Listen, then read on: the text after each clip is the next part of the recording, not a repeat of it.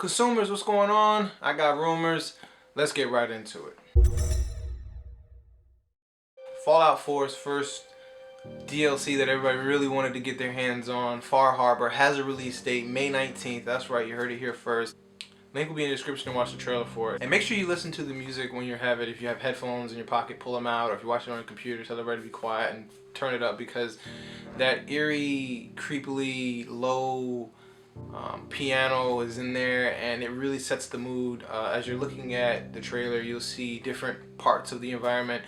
The description for the text for the video said that it's supposed to be in a place that's highly radiated, so you know, in there you have a cataclysm of new enemies, you have new armors, pretty much everything that you like to collect and you like to go up against has been revamped and it's put into the game. Not to mention the fact that I think the survival mode is going to be dropping around the same time, if not the same day. So it's you and Valentine. It looks like you have a new case. Somebody else has lost their child. I don't know. We might have to get child protective services in these games because these people in the game keep losing their child. Anyway, it's some mysterious lady is asking you to find her child, and as you're traversing the lands, which by the way, Bethesda has said this is the largest chunk of DLC landmass that has ever been in any other game, so it's a pretty good value in the season pass. I'm looking at the trailer, it definitely looks like an authentic chunk of land. It doesn't seem like, you know, maybe like another studio had taken over, or you know, half version or anything like that. Definitely harkens to the homage of the previous installment, or I guess the vanilla version of the game. And like I said, there's new quests, creatures, and weapons. We didn't get to see too many weapons. There was a melee weapon in there. It looked pretty cool. I think it was like a harpoon or something. The creatures, on the other hand, I'm not sure what they are. One of them looks like, you know, the type of creature that you see at the bottom of a deep ocean. Very deceiving. If you see those glowing lights, go the other direction because they go rampant. They're not very docile looking creatures. It's nice to know that the enemies are, you know, well thought out, and not to mention the fact that there was this big thing that was lurking in the water, moving pretty fast. These are definitely predators. It's good to see the new enemies in the game. I also thought I saw a big walking salamander, but I'm not 100% sure on that. I could be wrong.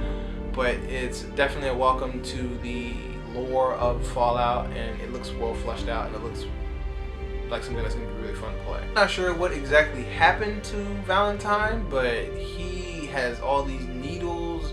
I don't know if he's roided up or whatever, he's on the juice, but he definitely had you know, some needles popping out at him. Either he is trying to become Mr. Olympia, or Adam has been experimenting on him. I'd like to take the latter out of the two, but who knows.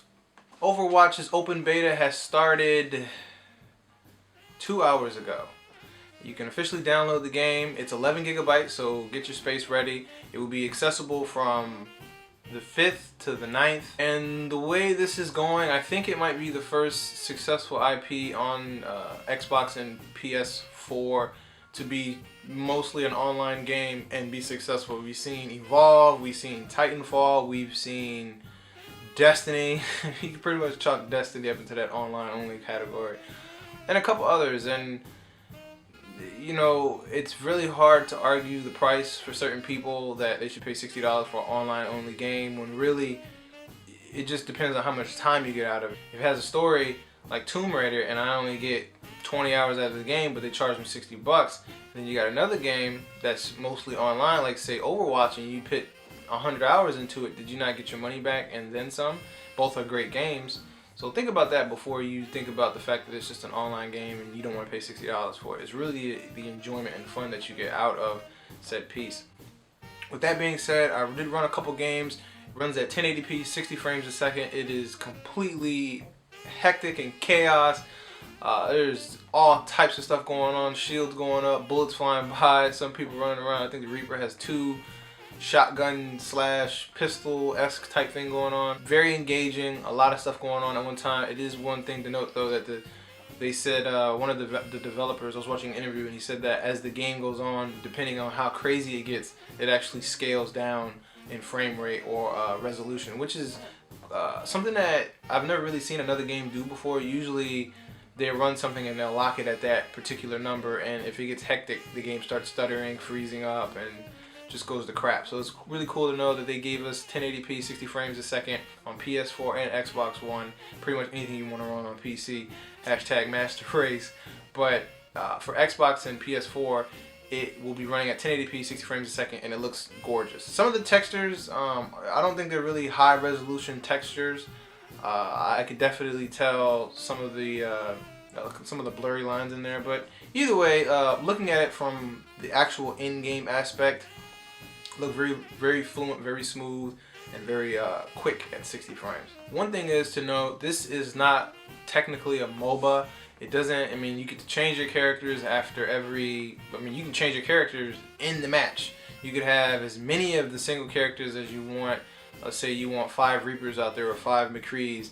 You can do that. You can stack like 6 Wilsons on one team just to combat a certain aspect that the other team has, and most MOBAs don't do that. And whereas the team-based objectives are really more so kind of just things where people meet up to kill each other. It's not necessarily motivated on and predicated on team-based objectives such as Smite and Battleborn. And if you're not playing Battleborn because you feel that you want to get this out of the two, well, those are completely two different games, and you should definitely give Battleborn a chance. And the final bit of information I have for you guys is the Xbox One's backwards compatibility list has expanded.